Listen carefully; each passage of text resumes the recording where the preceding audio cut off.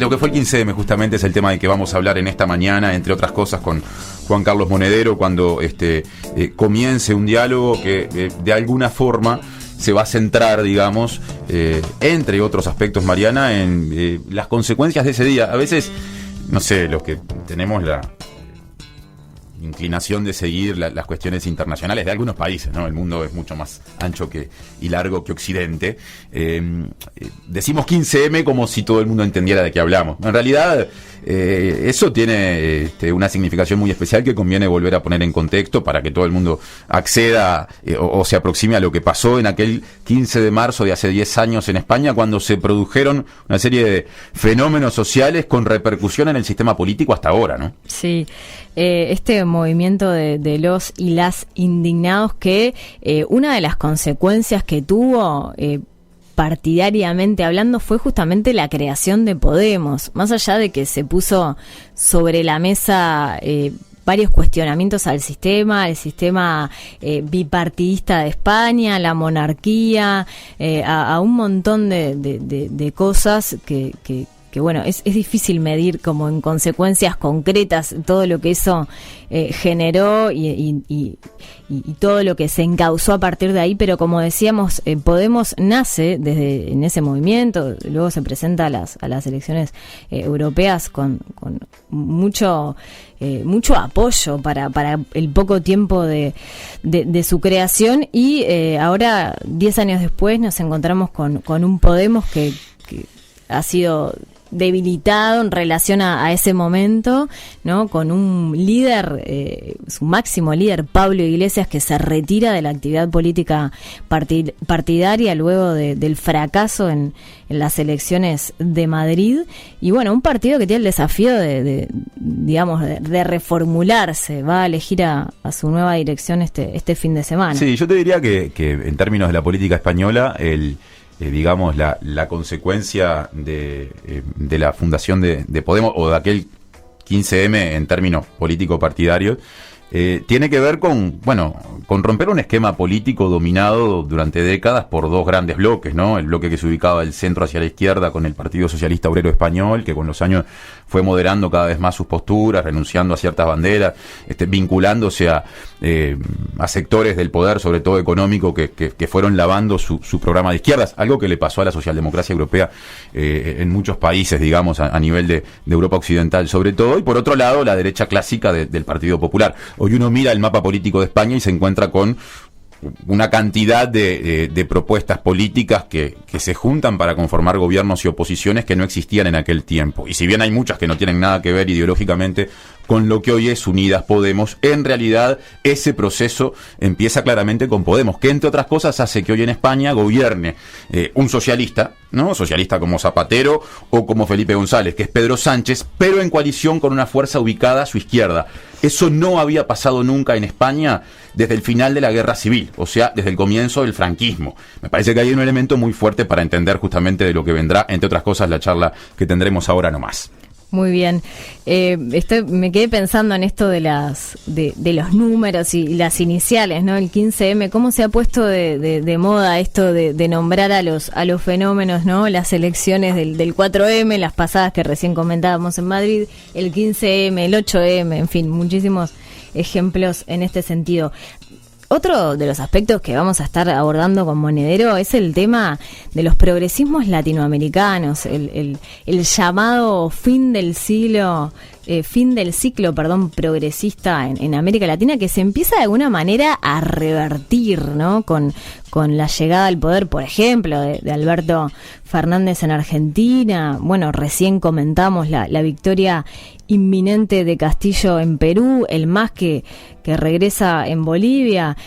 Un Lula que también se ha anunciado en Brasil como futuro candidato a la presidencia. Bueno, Monedero fue asesor de varios gobiernos latinoamericanos, principalmente el de Hugo Chávez en su momento.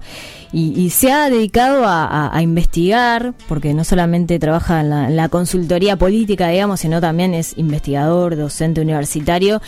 Se ha dedicado a estudiar, a seguir bien de cerca cómo es que han avanzado estos ciclos progresistas, a estudiar las causas de sus ascensos, de sus caídas, si es que se puede hablar en esos términos, ¿no? Esquematizando un poquito la cuestión. Sí, estamos en un momento en el que aparte algunas de esas experiencias políticas renovadas, después de pasar a la oposición tras derrotas, vuelven al poder.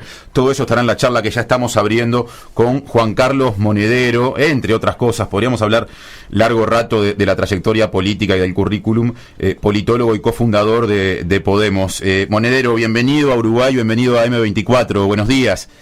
Buenos días, un placer estar con vosotros y una pena no poder estar en persona en esa hermosa tierra. Bueno, ojalá en algún momento se dé. No son tiempos sencillos para los encuentros en persona y mucho menos para los viajes internacionales. Es verdad. Recién cuando hacíamos la introducción... Lo solventaremos, Yo creo que en breve, si hay un poquito de generosidad internacional y las vacunas salen de los países ricos, yo creo que en pocos meses esto estará más o menos solventado. Ojalá que sea así. Viene bien ese comentario que hace con respecto a la situación del mundo, ¿no? Ahí aparece la pandemia ya de entrada, como no podía ser de otra forma en la charla, porque hace a un contexto que si queremos centrarnos en España, también coincide con el 10º aniversario del 15M. Recién estábamos hablando de eso, y si queremos todavía afinar un poco más la mirada, este fin de semana, con todos esos elementos de alguna manera incidiendo, y con otros también, se va a celebrar el Congreso o Asamblea Ciudadana de Podemos, justamente para elegir secretario o secretaria general. ¿Qué reflexión hace justamente, sobre todo para que lo podamos entender a la distancia aquí en Uruguay, de lo que se juega en este encuentro del partido que usted fundó y del que es parte?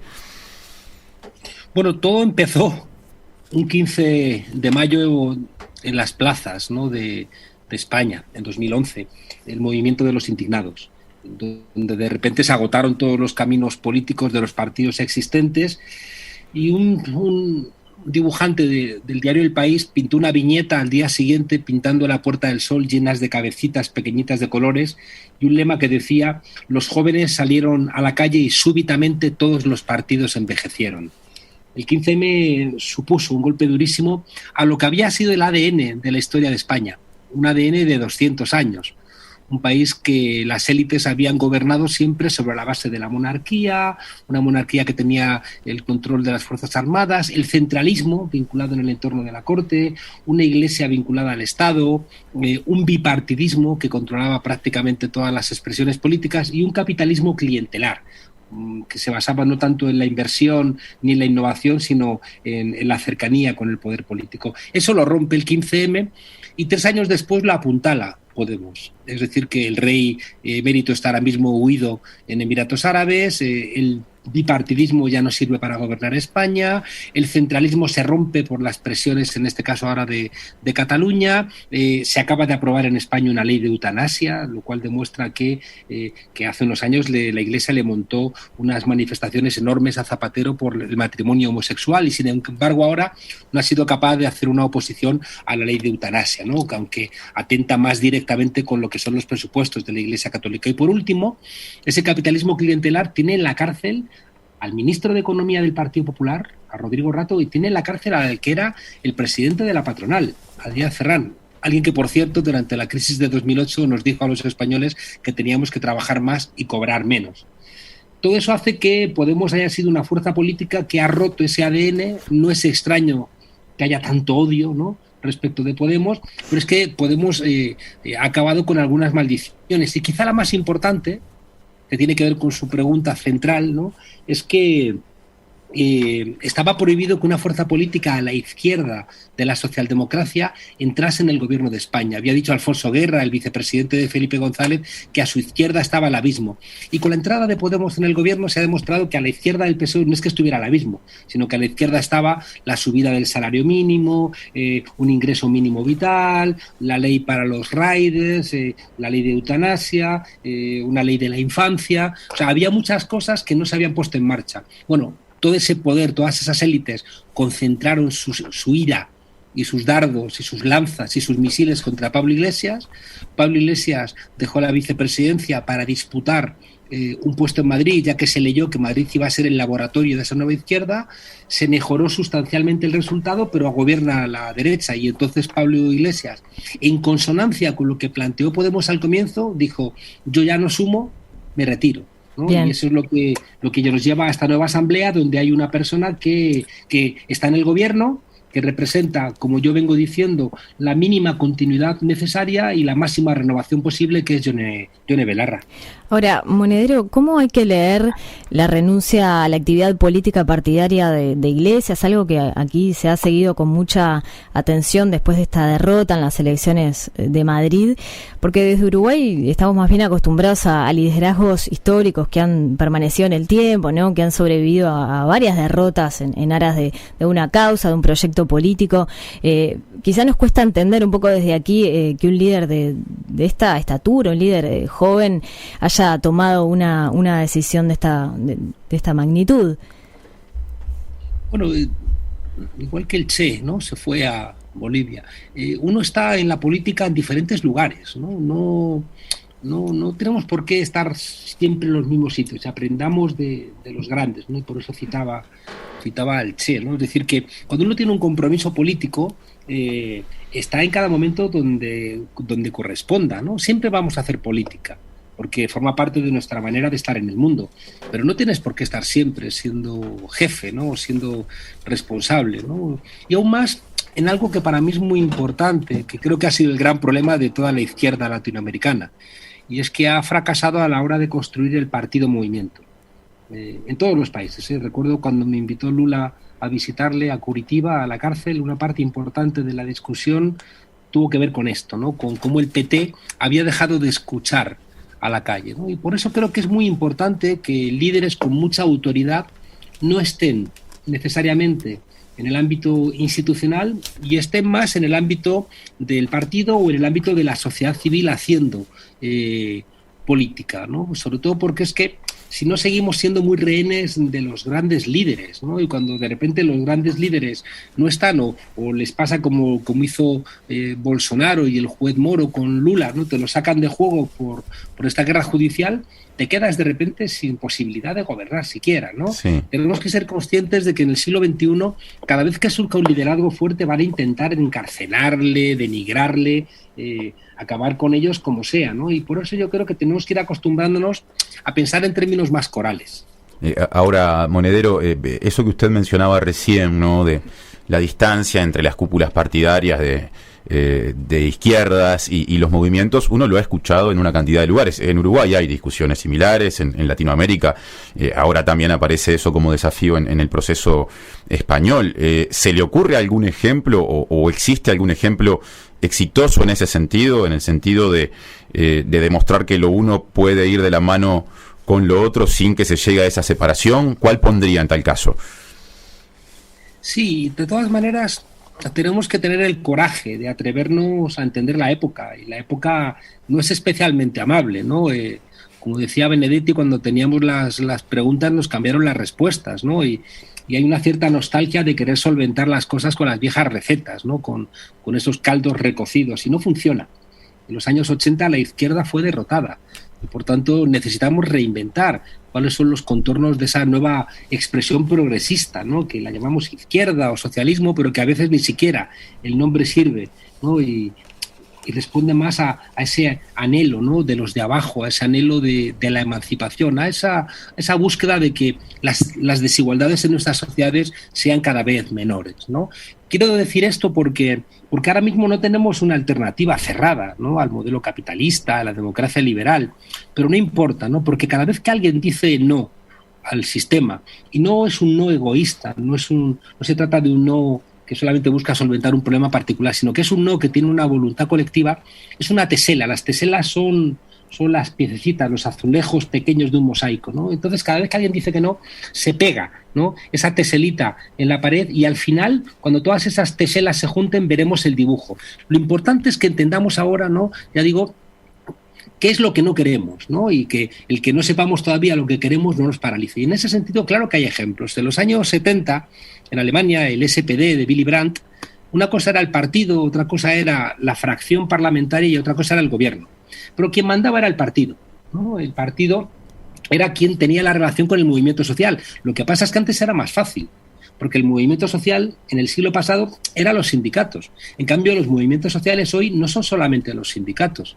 Son los feminismos, son los ecologismos, son los movimientos LGTBI, son movimientos seguramente pronto de pensionistas. Es una cosa como mucho más plural y fragmentada. Y por eso es tan importante, ¿no?, que la gente en el partido tenga tiempo para escuchar a toda esa gente.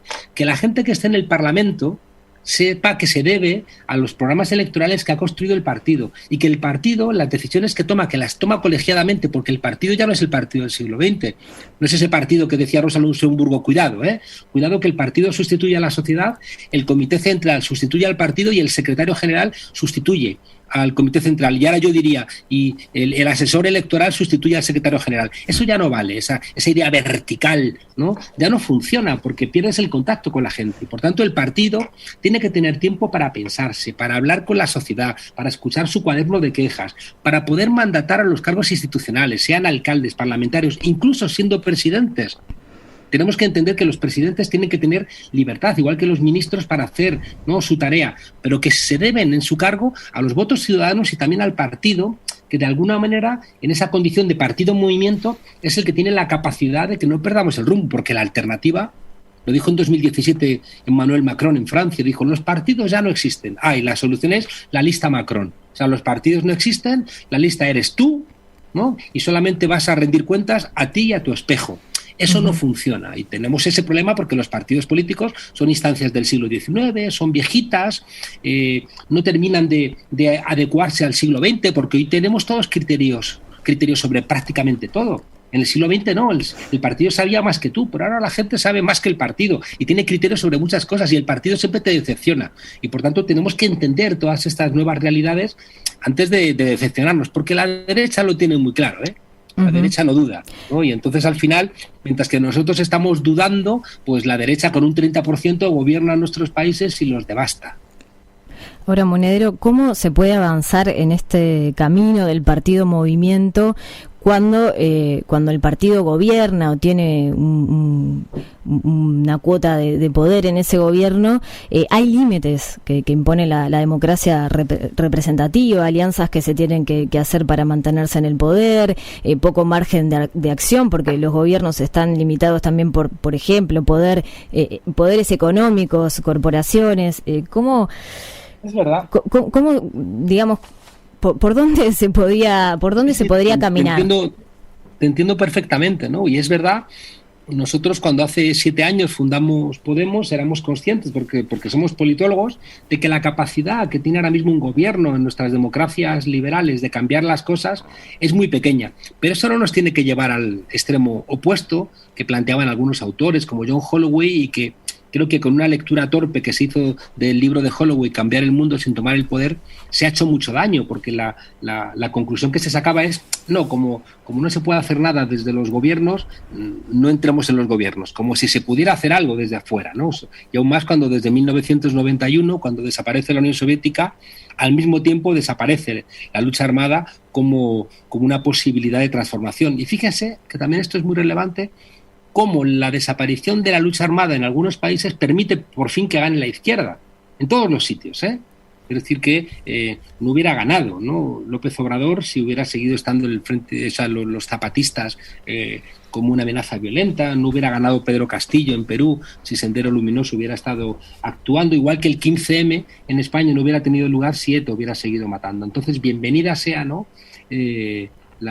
la terminación de la lucha armada. Pero quería plantear que esto es relevante. Somos conscientes de que no se puede cambiar mucho desde los gobiernos, pero se cambia menos desde fuera de los gobiernos. Por tanto, tenemos la obligación de entrar. Por eso es muy relevante también diferenciar entre el partido, la fracción parlamentaria y el gobierno. Y el partido puede estar en contra de su propio gobierno, claro, por supuesto, si es que en el Uruguay y en España, que es la cuarta economía del euro, manda más, Goldman Sachs que un ministro. Y ahí no nos engañemos, ¿no? Es decir, que la capacidad de doblarle el pulso al gobierno de las agencias de rating es superior a la capacidad que tiene un ministro de cambiar, ¿no? Por mucho que el ministro llegue a su casa y le diga a su pareja, ha llegado tu ministro, ¿no? O sea, eso es como medio ridículo, ¿no? Porque no mandas, no mandas. Y también tenemos que ser honestos y decírselo a la gente. Hay que decirle a la gente, vamos a poder hacer cosas, pero vamos a poder realmente cambiar las cosas si hay pueblo en la calle, ¿eh? Es decir, que eso de que vota y no te metas en política no funciona. Es decir, que la posibilidad de cambiar, incluso cuando ganas unas elecciones, es que haya pueblo en la calle empujando. Porque es que si no ocurre como en tantos momentos de la historia, es decir, el poder real, porque tú ganas el gobierno, no ganas el poder nunca, ¿no? Y el poder real tiene los medios de comunicación, que por lo general se suelen convertir en el principal partido de la oposición de los gobiernos progresistas. Uh-huh. Tiene la agenda internacional, que ahora se les ha quebrado un poquito con Biden, pero imagínense ustedes con el loco de Donald Trump sancionando y legitimando cualquier tipo de barbaridad, y con Steve Bannon recorriendo los continentes sembrando su discordia, ¿no? Entonces, alimentemos ese gran diálogo. Hay una frase que decía un maestro mío, que me parece que es el corazón de lo que a mí me mueve ahora mismo, ¿no? Decía este maestro que la antesala, el vestíbulo de cualquier cambio profundo es una gran conversación. Decía que la antesala de cualquier revolución es una gran conversación, y era real en la Revolución Francesa, en la Revolución Rusa, en cualquier revolución, en cualquier cambio profundo que cambia a las sociedades, siempre hay un gran debate social. Bueno, pues ese debate social es el que tenemos pendiente en el Uruguay y en España. Bien. Hemos pagado un precio terrible de dolor por la pandemia. Se nos ha muerto gente a la que no hemos podido ni despedir. Hemos tenido que sufrir la pandemia por culpa de un modelo loco y demencial que no lo solemos recordar, pero la COVID-19 tiene mucho que ver con este ataque brutal que hemos hecho a la naturaleza, que hemos devastado, y que al final echamos a algunos animales de su hábitat natural y terminan contaminando animales y terminan contaminándonos a nosotros. No nos acordamos de que hace un año estaba ardiendo Australia, y por tanto recordemos, ¿no?, esa locura de un mundo, ¿no?, que tenemos que criticar, y por tanto abramos esa gran conversación, a ver si alguien en esa gran conversación nos dice que es mejor la sanidad privada que la sanidad pública. Ahora, Monedero, no con engaño. Mientras lo escucho, pensando justamente en el debate, en cómo los distintos actores políticos se plantan en el escenario actual en el mundo, que no es igual al de hace, diría, pocos años atrás, tomo algunas palabras que usted mencionó recién. Habló del establishment, habló de los medios de comunicación, habló de la pandemia, y es imposible no mencionar el surgimiento desde hace ya muchos años en distintos lugares del mundo occidental de posturas de derecha ubicadas más a la derecha que las derechas clásicas, que también levantan banderas discursivas contra esos poderes, ¿no? En Estados Unidos un día llegó al poder Donald Trump criticando a CNN o al New York Times, y desarrollando una estrategia de comunicación a través de otros medios, la cadena Fox, por ejemplo, que está claro que tienen que ver con el poder, pero que evidentemente en el imaginario colectivo ocupan otro espacio, y de las redes sociales también. En Brasil hizo lo mismo Bolsonaro, ¿no?, criticando a la Globo, la misma que el PT tantas veces señaló, utilizando otros espacios en los medios de comunicación, en algunos casos con anclaje religioso también, y por supuesto que además sus redes personales. Entonces, ¿qué interpretación hace de esa derecha más dura, pero que también levanta algunas banderas y usa algunas palabras que antes no estaban en el discurso de las derechas tradicionales? La derecha suele sacarle varios cuerpos de ventaja a la izquierda, ¿no? Porque está representada por grupos de poder que es más fácil que se encuentren, ¿no? Sea en Davos, o sea en el G7, o sea en o en el Fondo Monetario Internacional, o en la Organización Mundial del Comercio, y se encuentran, ¿no?, y tienen dinero para hacer prospectiva. Cuando nosotros estábamos todavía discutiendo, ¿no?, la presencia en la televisión de las diferentes fuerzas políticas en unas elecciones, ellos ya estaban, ¿no?, con Internet, con WhatsApp y con el Big Data, ¿no? Y por tanto, seamos conscientes de esa ventaja. El capitalismo en crisis, sea a finales del siglo XIX, sea en la crisis del 29 o la crisis de los 70 o en la actual de 2008, siempre hace lo mismo. Es decir, el autoritarismo siempre es el plan B del capitalismo en crisis, ¿no? Es una salida lógica porque es funcional para el sistema. Ellos siempre van a intentar buscar fórmulas que impidan el enfado, porque cuando hay una crisis la gente se enfada porque pierde los empleos, porque se empeoran las condiciones de vida, porque hay una mayor precariedad, porque hay ajustes en la economía, y la gente se enfada. El problema es con quién te enfadas, ¿no? Y por eso siempre buscan fórmulas de gran coalición, grandes acuerdos económicos, políticos, para que no haya posibilidad de una opción política alternativa. Buscan convencer a los medios de comunicación, a los economistas o las universidades de que no haya alternativa para que la gente se resigne.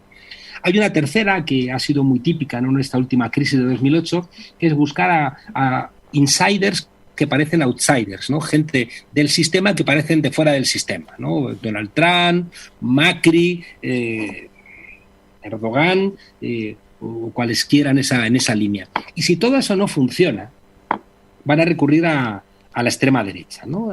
Casi seguro que al final va a ser una mezcla de todos estos elementos. Fíjense ustedes que el capitalismo en crisis es primero capitalismo, es decir, es un sistema donde el lugar en nuestras sociedades lo brinda nuestra capacidad de consumo, y es un sistema donde buscamos nuestro bienestar en el mercado. Y sin darnos cuenta, pues no necesitas al vecino. En Uruguay quizá menos que en España, pero en España ya no nos conocemos los vecinos que vivimos en el mismo edificio, ¿no? Hay un como si el ascensor, es decir, que la tecnología ya no hiciera falta que nos ayudáramos entre nosotros, ¿no? Y de alguna manera vamos al mercado a comprar todo lo que necesitamos y la comunidad como que se va disolviendo. Cuando de repente hay crisis, el capitalismo siempre va a buscar un chivo expiatorio, va a buscar alguien para que no le eches la culpa a los banqueros, para que no le eches la culpa a los grandes empresarios, sino que le eches la culpa al que está justo por debajo de ti, ¿no? Y por eso siempre en las crisis surge el racismo, surge el odio ante las mujeres, que eso es más novedoso, porque ahora mismo coincide, ¿no?, el auge del movimiento feminista, sobre todo en los últimos años, con la crisis, ¿no? Y claro, el auge del movimiento feminista implica, por ejemplo, terminar con la brecha salarial, y eso hace que se junta al mismo tiempo el patriarcado, que lo que busca es mantener por parte de los hombres los privilegios como tales hombres, y que al mismo tiempo es funcional para el sistema que las mujeres ganen menos, ¿no? Y se juntan las dos cosas, y por eso en todos nuestros países la extrema derecha defiende, ¿no?, este odio ante las mujeres con unos efectos terribles, ¿no? En España es terrible lo que está ocurriendo, pero ¿qué ocurre prácticamente en todos los países? La conclusión es que la salida natural, ¿no?, de la crisis siempre va a tener un elemento de extrema derecha. Pero también, si funciona esa gran conversación que les decía antes, la gente entiende que la salida tiene que ser con los demás. Fíjense ustedes un ejemplo muy clarito. Europa puede ser idiota, a menudo es idiota, y pensar que puede solventar el problema de la COVID-19 porque nos vamos a vacunar todos nosotros, ¿no?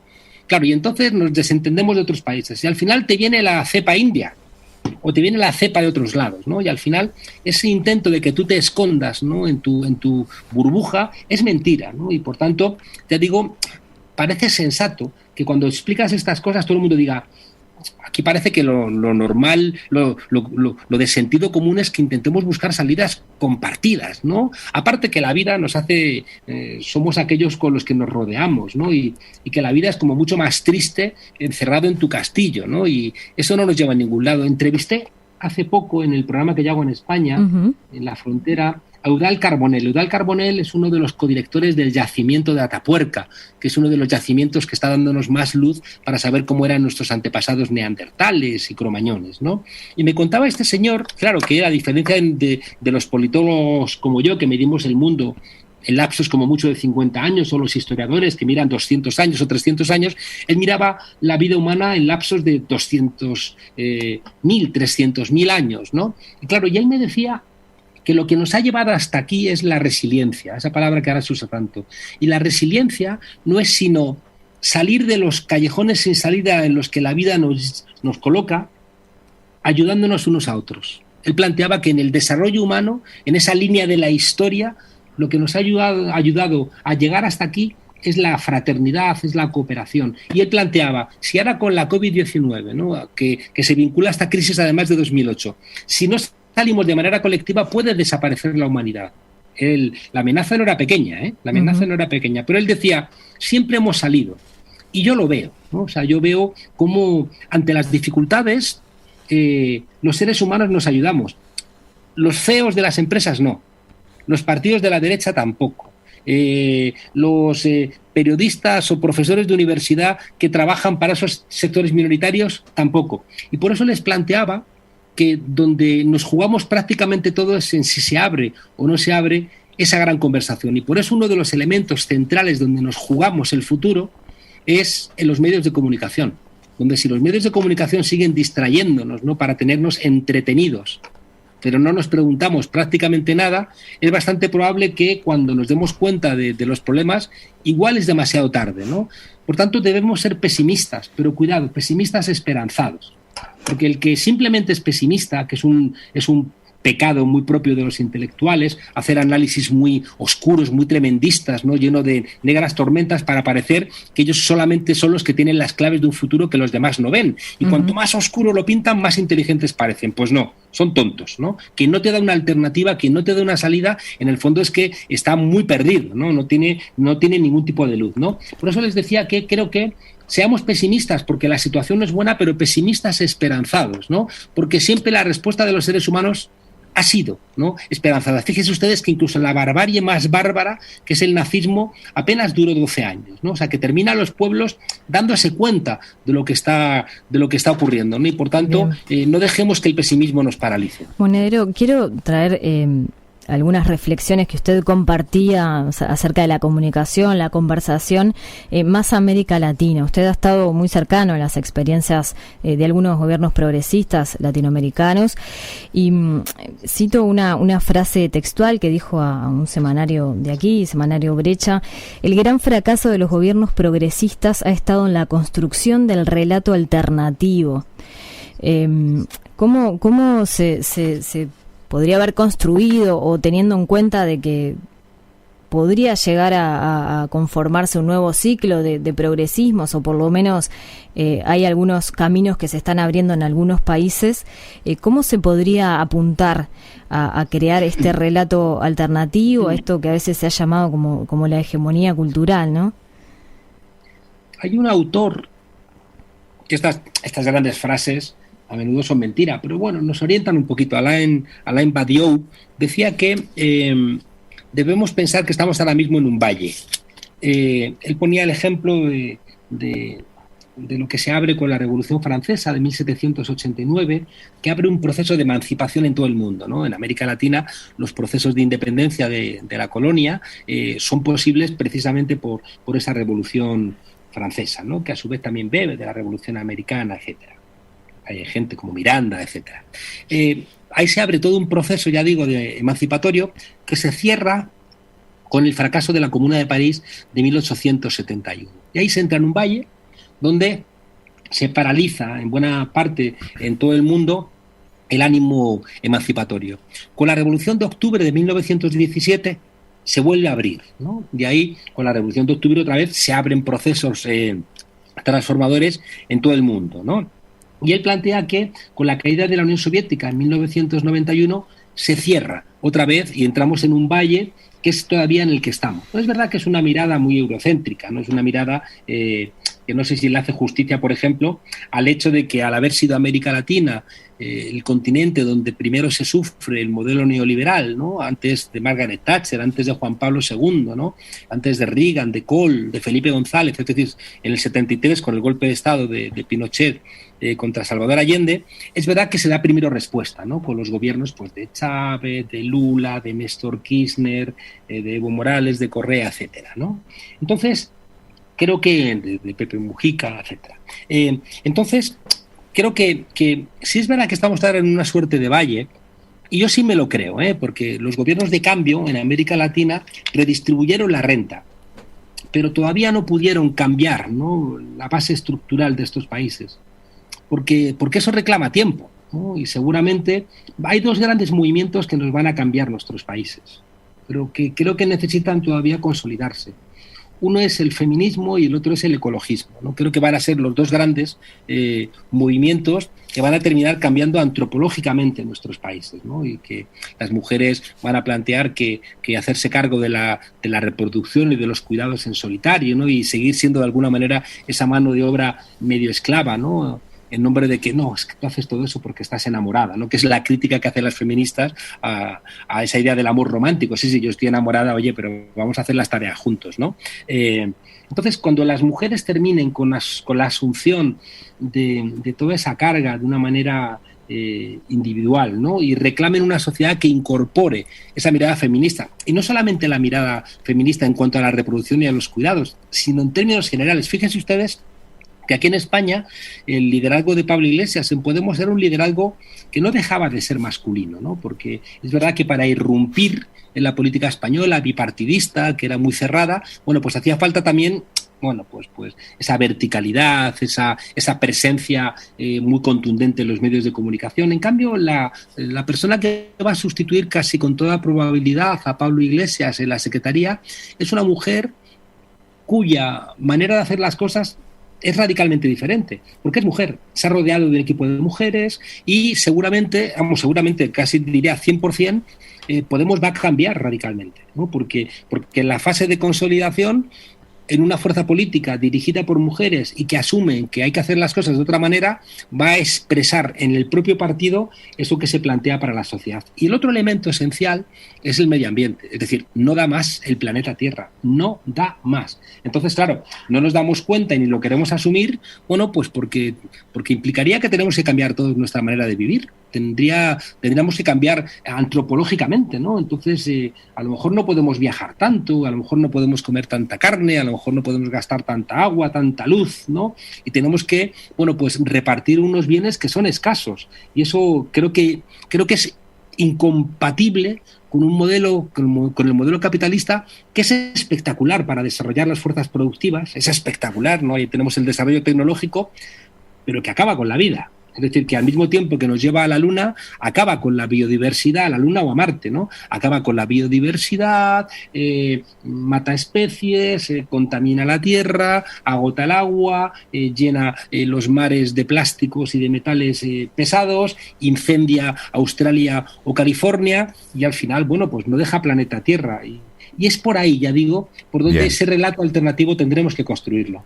Monedero, cuando usted recién enumeraba distintos procesos políticos latinoamericanos en los que hubo acceso al poder de izquierdas, de progresismo, mencionaba los tiempos de Chávez en Venezuela, le proponemos sobre el cierre ya de la entrevista, apelando al mayor poder de síntesis que se pueda, mencionar o analizar por lo menos un par de situaciones de países latinoamericanos, y se me ocurre en primer lugar llevarlo justamente a Venezuela. Usted trabajó asesorando a Hugo Chávez, Chávez ya hace mucho tiempo que falleció, Nicolás Maduro siguió al frente del proceso bolivariano. Venezuela está hace mucho tiempo en una situación de crisis económica, con un importante contingente de su población que está fuera del país. En los últimos años se ha desperdigado la población venezolana por buena parte de América, también por Europa, con cuestionamientos muy fuertes a su mandato desde la oposición y denuncias vinculadas a presuntas violaciones de derechos humanos.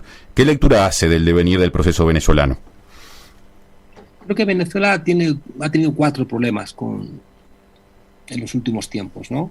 El primero es estructural, y es que Venezuela nunca tuvo minas, nunca fue un virreinato, por tanto, y fue una capitanía general que apenas empezó a construir el Estado en el siglo XX, desde arriba, cuando ya tenían petróleo, ¿no? Y por tanto es un país con una enorme ineficiencia estructural, ¿no? En segundo lugar, la muerte de Chávez demasiado pronto, pues no le permitió poner en marcha todos los procesos de transformación que tenían que revertir 200 años, ¿no? de ausencia de una estructura estatal que funcionara. En tercer lugar, que no es menor, cuando muere Chávez además se hunden los precios del petróleo, que es la principal riqueza del país. Y el cuarto elemento, que no es menor, Venezuela es el país al que querían castigar las élites latinoamericanas y norteamericanas, porque Venezuela es el país que pone en marcha la UNASUR.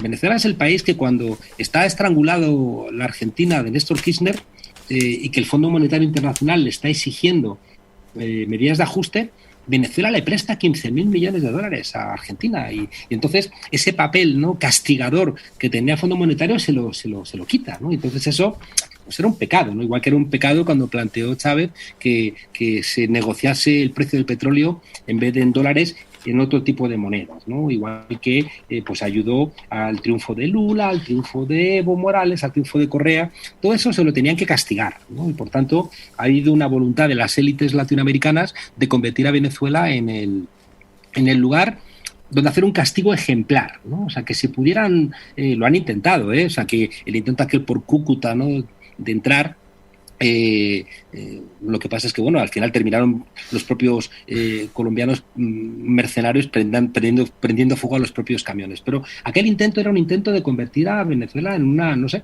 en una nueva Siria, ¿no? Entonces no les importa, o sea, dejarla piedra sobre piedra, porque es que tienen una ira profunda, porque entienden que la emergencia de las fuerzas políticas de la izquierda pues era por culpa de Venezuela, ¿no? Dicho todo esto, esta conjunción de estos 4 elementos tiene al país en una situación terrible, ¿no? Que solamente se puede solventar dialogando, no se puede solventar con la locura de Donald Trump, que de repente le dice a alguien que se autoproclama en una plaza como Guaidó, ¿no? Ahora yo soy, ¿no?, el presidente. Pues ¿qué idiotez es esta? Recuerdo un taxista en Caracas que le preguntaron, oiga, ¿y después de Guaidó qué viene? Y dijo, pues después de Guaidó vendrá Guay 3, ¿no? Que era como con esa sorna caraqueña, como decir, no se puede seguir insistiendo en esa lógica donde hay golpistas como Leopoldo López que tienen que dejar espacio a gente de la oposición que quiere negociar, ¿no? Yo creo que la comunidad internacional tiene que ayudar a que haya unas elecciones que sean leídas por todas las partes como justas y limpias. Tenemos que lograr, ¿no?, que esas elecciones de alguna manera asienten, ¿no?, un poder político reconocido por todos los venezolanos y venezolanas, y a partir de ahí, bueno, pues quitar el bloqueo, porque con un bloqueo es imposible que un país pueda prosperar, y decirle también, y creo que ahí la comunidad internacional es muy relevante, que esa ira, ¿no?, que tienen contra Venezuela sería conveniente que dedicara partes de sus energías a otros lugares, porque donde están asesinando a gente ahora mismo es en Colombia. Es curioso, fíjense ustedes que hablamos de Venezuela, pero no hablamos de Colombia, donde están asesinando todos los días a estudiantes, ¿no? Precisamente donde Iván Duque había formado parte de ese grupo de Lima, que había tenido como principal meta política no solventar los problemas de sus pueblos, sino intentar derrocar a Venezuela, ¿no? Y por tanto yo creo que, siendo conscientes, como digo, de las enormes dificultades que tiene Venezuela, ayudemos al diálogo, quitemos el bloqueo, devolvámosles su riqueza, que se la ha robado la comunidad internacional, sobre todo Estados Unidos, y ayudemos entre todos, ¿no?, a que la solución democrática que se basa en el diálogo sea la solución elegida para solventar los problemas de ese país. Bien, Monedero, recién le preguntaba por el relato en la incidencia de la caída del ciclo progresista y le mencionaba este nuevo panorama que se abre a la luz de el ascenso de Alberto Fernández, la candidatura de Lula en Brasil, el MAS en Bolivia y Castillo en Perú, que ya su victoria es inminente. Usted hablaba de la importancia de los ecologismos, los feminismos en estos en este nuevo relato que debería, digamos, incorporar el progresismo. Ahora, en Perú, Castillo está un poco por fuera, ¿no?, de ese relato, en tanto prima una visión conservadora de las cuestiones de género, de diversidad sexual, por ejemplo. ¿Cómo ve este panorama? Bueno, recuerdo que inicialmente también Evo Morales, no había algunos elementos que no los había incorporado, ¿no?, pero al final los terminó incorporando, ¿no?, porque da igual de dónde partas, ¿no? Si eres honesto, los análisis te llevan al mismo lugar, ¿no? O sea, la mirada indigenista de la Pachamama pues termina, ¿no?, por reconocer derechos que a lo mejor no forman parte de la reflexión de tu cultura, ¿no? Y al final yo ahí creo que mi experiencia me dice que al final si tenemos tiempo para abrir esa gran conversación y para explicar las cosas, se terminan entendiendo. Lo que no debemos hacer, y eso es un error muy universitario, ¿no?, a veces cometemos errores, ¿no? Falta de humildad, ¿no? Como el otro día una persona a quien quiero mucho, como Alberto Fernández, ¿no?, queriendo explicar, ¿no?, la Argentina, ¿no?, en comparación con otros países, pues al final dices una cosa radicalmente inconveniente, ¿no? Uh-huh. Creo que a veces las miradas universitarias son arrogantes, ¿no? Y como dice mi maestro Boaventura de Sousa Santos, a veces conviene que seamos un poquito de retaguardia y no tanto de vanguardia, ¿no? Y intentar entender cómo es la gente y entender que la gente ordinaria a menudo hay cualidades extraordinarias, ¿no? Y no hacer sospechosos a a determinadas personas porque no comparten nuestras cosmovisiones, cuando nuestras cosmovisiones forman parte a veces, ya digo, de más de una lectura universitaria que de una convivencia real con nuestras sociedades. Yo confío, ¿no?, en que esta gran discusión, que tiene que ser latinoamericana, que no puede ser peruana solo, ¿no? Es decir, que Perú tiene que empezar también a hablar con el resto de los países. Si es que no es gratuito, que lo primero que han hecho todos los gobiernos de la derecha en América Latina, lo primero fue romper la UNASUR. Si es que es tan evidente, ¿no? Que, o sea, si en España podemos salir un poquito del agujero que ha generado la crisis de 2008 y de la COVID-19, es porque hemos recuperado, y ahí Podemos ha sido esencial, hemos recuperado una parte de ese nacimiento solidario que tuvo la Unión Europea, ¿no? Ese elemento de que las deudas ahora mismo de Grecia o de España son deudas también de los alemanes y de los holandeses, ¿no? Y esa solidaridad solamente funciona si las entidades supranacionales se alimentan, se cuidan, se miman, ¿no? Y por tanto, yo creo que va a ser muy, muy importante ese gran discurso, ¿no? Tenemos que recuperar esos ámbitos supranacionales y algo también muy importante, que no estén a la defensiva. Porque una de las cosas que yo he vivido también aquí en España con Podemos es que cuando te atacan mucho te terminan poniendo a la defensiva. También lo he visto en otros países de América Latina. Todos los días los medios de comunicación te insultan, se inventan cosas, intentan romper tu vida familiar, intentan que te encarcelen, que te quiten tus bienes, romperte tu prestigio. Y al final una de las cosas que logran cuando todo eso no triunfa, sin embargo, es que te pongan a la defensiva, y lo primero que haces todos los días cuando te levantas es ver lo que te están diciendo, lo que te están insultando. Y al final, en ese ponerte tan a la defensiva, terminas, ¿no?, por no cuidarte de lo que sienten los sectores populares, ¿no?, que están diciendo, vale, te atacan mucho, pero oye, ¿qué soluciones tienes para mis problemas?, ¿no? Y tenemos que ser cuidadosos, ¿no? Y creo que confío profundamente en ámbitos donde podamos discutir estas cosas, ¿no?, donde tengamos también la posibilidad de contarle a la gente desde abajo, con palabras que la gente entienda, ¿no? No para que nos aplaudan de lo listos que somos y lo bien que hablamos, sino realmente compartir cosas que nos llevan a un sitio, fijaos, que es casi el lugar de toda la conversación, que claro, que es muy poco académico y es algo que yo he aprendido no en los libros, sino que lo he aprendido en la propia práctica, y es que lo que diferencia a una persona conservadora de una persona progresista es que las personas progresistas confiamos en la gente. Es decir, las personas progresistas, en algún lugar, ¿no?, por esa esperanza que viene a matizar el pesimismo, siempre terminamos confiando en la gente, y vemos que en las grandes catástrofes la gente sale a la calle a ayudar en un terremoto, y la gente abraza, como le ocurrió hace poco en España, a una persona negra que está llorando, ¿no?, que ha venido en patera porque se está muriendo su amigo, ¿no? Y la derecha española dice, mira, el negro se está aprovechando de la blanca y le está mirando los pechos, ¿no? O sea, claro que hay gente mala, ¿no? Claro que hay gente que está con la mente podrida, ¿no? Y claro que el sistema capitalista nos hace egoístas y mirar solamente nuestro interés, pero el grueso de la gente no es así, ¿no? Y en el momento en que nos hacemos desconfiados de la capacidad de la gente, ya no estamos con los sectores progresistas, ¿no? Y por tanto yo creo que no adelantemos acontecimientos, ¿no?, pensando que hay determinados comportamientos que son ajenos a nuestros postulados, porque la gente cambia. Recordemos, insisto, que aquello que inicialmente, ¿no?, Evo Morales planteó, ¿no?, recordáis que dijo que si comer pollo, ¿no?, sí, te generaba cambios en las hormonas, y sin embargo terminó nombrando casi su mano derecha a un homosexual, ¿no?, y que a Manu Canelas, ¿no? Y por tanto, o sea, que seamos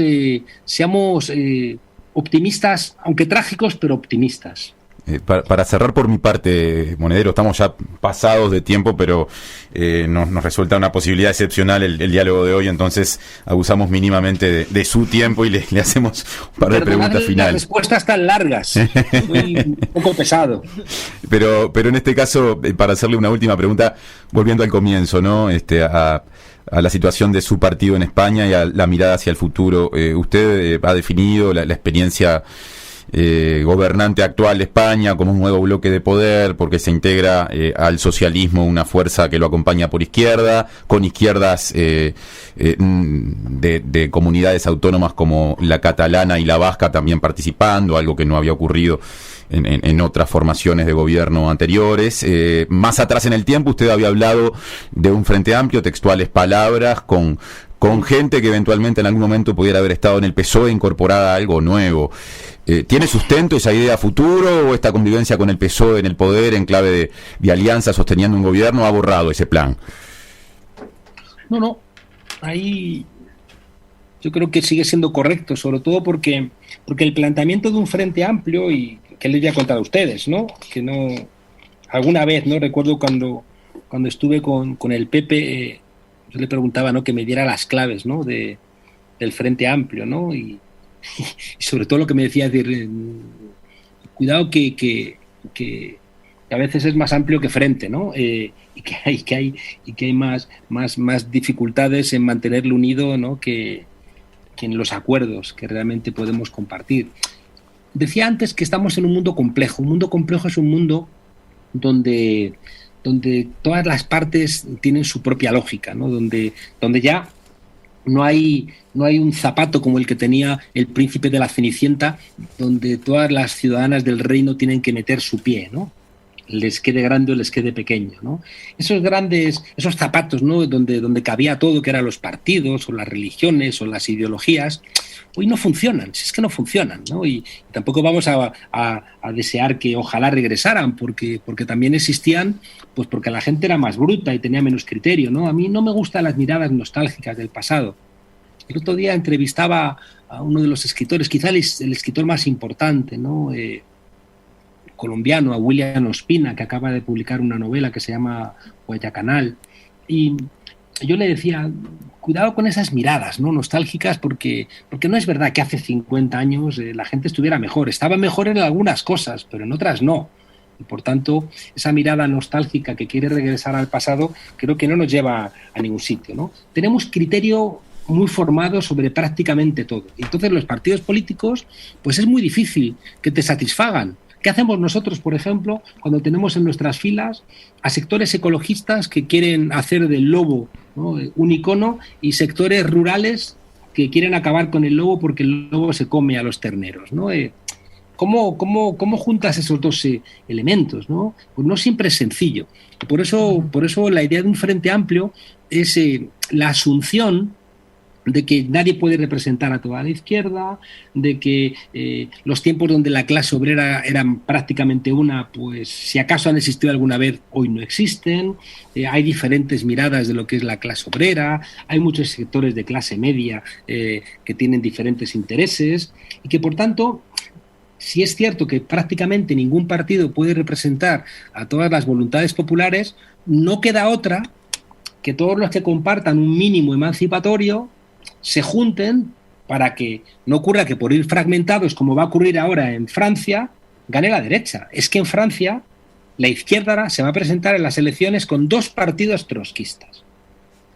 La France Insoumise de Mélenchon, el Partido Socialista, un partido verde. O sea, es que parece la vida de Brian con el Frente Judaico de Liberación, el Frente de Liberación Judaica y el Frente por una Judea Libre, ¿no? ¿Y qué ocurre? Que como están todas las izquierdas divididas, pues es casi seguro que van a pasar a la segunda vuelta, pues Macron y Marine Le Pen, ¿no? O sea, dos partidos de derechas. Y dices, pues algo estaréis haciendo mal, ¿no? Entonces, yo sigo pensando que tenemos que pensar en frentes amplios, es decir, que hay partidos que tienen que mantener sus propias lógicas. El Partido Socialista en España ha aguantado, sobre todo porque se ha podemizado. La socialdemocracia ha desaparecido prácticamente en toda Europa, pero el Partido Socialista, con Pedro Sánchez, por una serie de azares, porque a él también le cortaron la cabeza, pero regresó, ganó las elecciones a la Secretaría General.